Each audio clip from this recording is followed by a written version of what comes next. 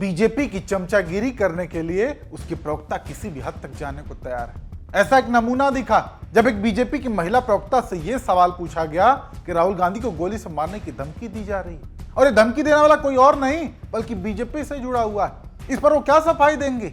ऐसे में जानते हैं मोहतरमा ने क्या बोला? उसका एक छोटा सा अंश सुनिए, फिर इनका पूरा मामला बताते हैं और साथ ही वो भी बताते हैं कि धमकी देने वाली की जब गिरफ्तारी हुई तो उसने क्या चौंकाने वाला खुलासा किया। पहले बीजेपी प्रवक्ता की सफाई सुनिए। सबसे पहले तो मुझे लगता है जो इंसान जिसने भी राहुल गांधी के खिलाफ ये कहा है, मुझे लगता है राहुल गांधी जी ने उनको कुछ पैसे पकड़ा दिए हैं कि भैया कुछ हमारे खिलाफ करो। तो मैं तो बिल्कुल नहीं मानती कि उसका भाजपा से कुछ लेना देना है, क्योंकि राहुल गांधी को उससे सिंपैथी मिल रही है। सुना आपने? राहुल गांधी को उससे सिंपैथी मिल रही है और ये खुद राहुल गांधी ने पैसे देकर करवाया कि मुझे गोली मारने की धमकी दो। अस्तर देख रहे हैं आप लोग इनका। मैडम के इस लॉजिक के अनुसार जब किसी ने पीएम मोदी की माताजी को गाली दी तो वो बीजेपी ने पैसे देकर दिलवाए थे, क्योंकि इससे सिंपैथी तो मोदी जी को ही मिल रही थी। बीजेपी इस पर सहानुभूति बटोर रही थी, बिहार बंद तक करवा दिया था, तो क्या वो भी सिंपैथी के लिए बीजेपी ने पैसे देकर करवाया था? और यही नहीं, मोदी जी आज जो हर जगह मोदी तेरी कबर खुदेगी बोल बोलकर सिंपैथी बटोरते हैं, तो क्या वो भी पैसे देकर बीजेपी बुलवाती है? क्योंकि इससे फायदा तो बीजेपी को ही हो रहा है। तो जाहिर सी बात है, अगर राहुल गांधी जी का फायदा अगर हो रहा है इस धमकी से, तो राहुल गांधी के नहीं किसी ने कुछ ऐसे कहा होगा, सुपारी दी होगी। इन लोगों की सफाई और इनका लॉजिक इन्हीं पर भारी पड़ जाता है। ये लोग सोचते भी नहीं है बोलने से पहले कि बोल क्या रहे हैं।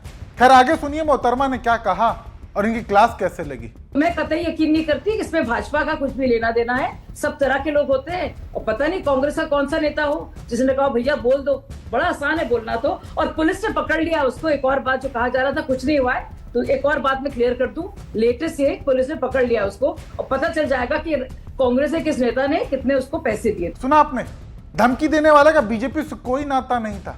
ऐसे में मैडम को ये तस्वीरें जरूर देखनी चाहिए जो सोशल मीडिया पर धड़ल्ले से वायरल हो रही हैं। पहला तो जिस वीडियो में वो शख्स खुद सरेआम धमकी दे रहा है उसमें ऊपर उसने पीएम मोदी और लोकसभा स्पीकर ओम बिरला की तस्वीर लगा रखी है। खुद बीजेपी का पटका भी डाल रखा है। हालांकि एक बार को आप इस पर भी कह दो कि ये तो कोई भी कर सकता है, तो अब आप ये तस्वीरें देखिए। ये इंसान ओम बिरला के साथ मौजूद है, उनके साथ एक नहीं कई मर्तबा तस्वीरें ले रहा है, काफी क्लोज है उनके।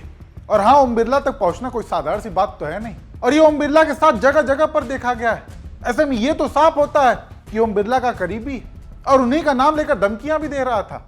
नहीं तो ऐसे किसकी हिम्मत हो सकती है कि सरेआम वीडियो बनाकर राहुल गांधी को जान से मारने की धमकी दे। हालांकि इसे पुलिस ने गिरफ्तार कर लिया है और जानते हैं गिरफ्तारी के बाद बयान क्या दिया इसने कि मैं सनातन से जुड़ा हुआ हूं, देश को हिंदू राष्ट्र बनाना चाहता हूं। इसके इसी बयान से आप अंदाजा लगा सकते हैं कि किन विचारों से ताल्लुक रखता है। खैर इसने आगे सफाई देते हुए यह भी बोला कि वीडियो के बारे में कोई जानकारी नहीं है, फेक आईडी बनाकर ये चाल चली जा रही है। खैर ये तो जांच का विषय है और इसका नतीजा कब आएगा किसी को कोई पता नहीं, क्योंकि ऐसे ढेरों मामले कैसे हवा हो गए किसी को खबर तक नहीं लगती। खैर अब लौटते हैं बीजेपी की प्रवक्ता पर। इनकी क्लास कैसे लगी है वो दिखाऊं, उससे पहले मैडम का एक थोड़ा सा बैकग्राउंड जान लीजिए। ये वही मोहतरमा है जो कि जब एक एंकर, महिला एंकर जेफरी एस्टिन के बचाव में सफाई दे रही थी तब ये बीजेपी की प्रवक्ता मुस्कुरा रही थी। सोचिए, एंकर मोदी जी के मंत्रियों का बचाव करते हुए एस्टिन की प्रोफेशनल लाइफ बताते हुए उसकी एक अलग छवि बताने की कोशिश कर रही थी उस दरिंदे की, और ये बीजेपी की प्रवक्ता मुस्कुरा रही थी, वो भी एक महिला होते हुए। क्योंकि जेफरी एस्टिन वही व्यक्ति था जो नाबालिग बच्चों के साथ दरिंदगी करता था, उसकी सौदेबाजी। लेकिन उसको जब बचाते हुए उसकी सफाई दी जा रही थी तो मैडम मस्त मुस्कुरा रही थी। इन्हें उन बच्चियों का एक बार भी ख्याल नहीं आया। खैर यही इन लोगों की फितरत है। अपनी पार्टी बीजेपी को बचाने के लिए ये लोग किसी हद तक जा सकते हैं, जब बात खुद पर आती है तो गायों तक को बांट देते हैं। बताइए कि बीफ नॉर्थ ईस्ट में क्यों अलाउड है?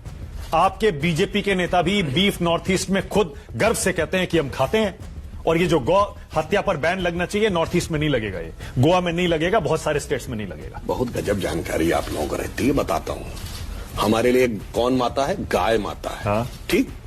जो नॉर्थ ईस्ट में खाया जाता है वो गाय है क्या? नहीं जी, उसका नाम है मिथुन। जो गाय है उसका जूलॉजिकल नाम है बस इंडिकस, और जो नॉर्थ ईस्ट में खाया जाता है दैट इज बस टॉरस। तो हम होमोसोपियंस है ना, औरंगुटान नहीं है, होमो इरेक्टस है ना। हाँ। इसीलिए मैं कहना चाहता हूं गाय माता है, मतलब एक खास प्रजाति की गाय को खाना वहां पर अलाउड है। अब जैसे गाय माता है, जर्सी गाय माता नहीं है ना, भारतीय गाय माता है। तो इसलिए मैं कहना एक ब्रीड। सुना आपने? ये वो लोग हैं जो अपने नेता और अपनी पार्टी को बचाने के लिए किसी को भी बांट सकते हैं। किसी भी हद तक जा सकते हैं। खैर, बात करें राहुल गांधी की धमकी पर आई बीजेपी प्रवक्ता की सफाई की, तो पत्रकार लगातार मांग करते रहे कि उन्हें जवाब देने का मौका दिया जाए।